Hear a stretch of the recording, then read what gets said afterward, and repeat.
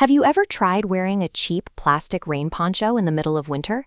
It keeps the rain off, sure, but your own body heat creates condensation inside.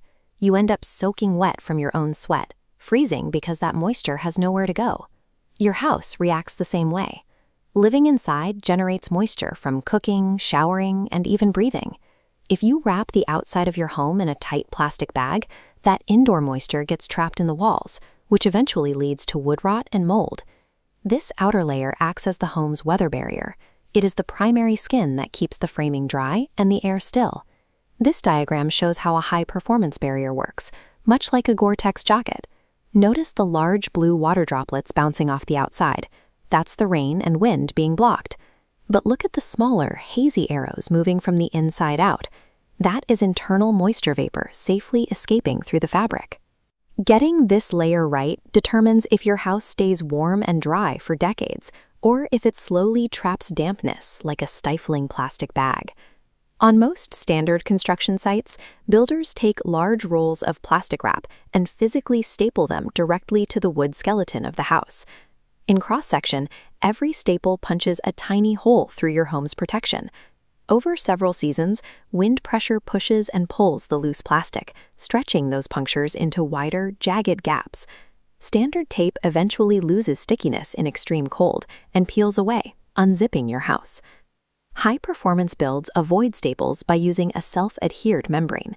Instead of a loose sheet, it is a giant, breathable peel and stick layer that is pressed flat against the wood, sealing every square inch. This animation shows why that sticky backing matters.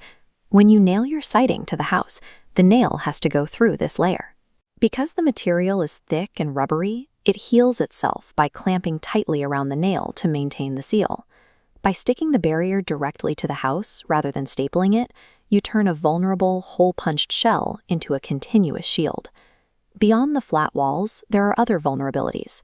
Every plumbing, electrical, and vent pipe exiting the house creates a hole that needs to be addressed. The common shortcut is to fill the gap around these pipes with expanding spray foam. While foam looks solid at first, this diagram shows what happens over time. As the house settles and the foam ages, it shrinks and cracks. This creates a hidden channel for outside air to leak right into your home. A more durable solution is a dedicated rubber gasket. You slide this flexible collar tightly over the pipe, so it creates a permanent airtight hug around the plastic. You then tape the edges of this rubber gasket into the main house wrap using a high-performance, weather-rated tape that stays flexible even in winter. By sealing every pipe with flexible rubber instead of brittle foam, you ensure the home's outer jacket remains unbroken for the life of the building. You have a specific window of time to make sure your home is sealed correctly, the short period after the wrap goes on, but before the siding covers it up. Before the siding starts, grab a roll of blue painter's tape and walk the perimeter of your construction site. You are hunting for red flags, any metal staples that aren't covered, seams that look loose or peeling, and pipes that have spray foam around them instead of a rubber gasket. Every time you find a gap or a loose edge, stick a piece of blue tape right next to it. Then show your builder the taped spots and say, "I need these points sealed with high-performance tape before we close up the walls." This simple scavenger hunt is your best guarantee that you're getting a draft-free home that will save you money on energy bills for years to come.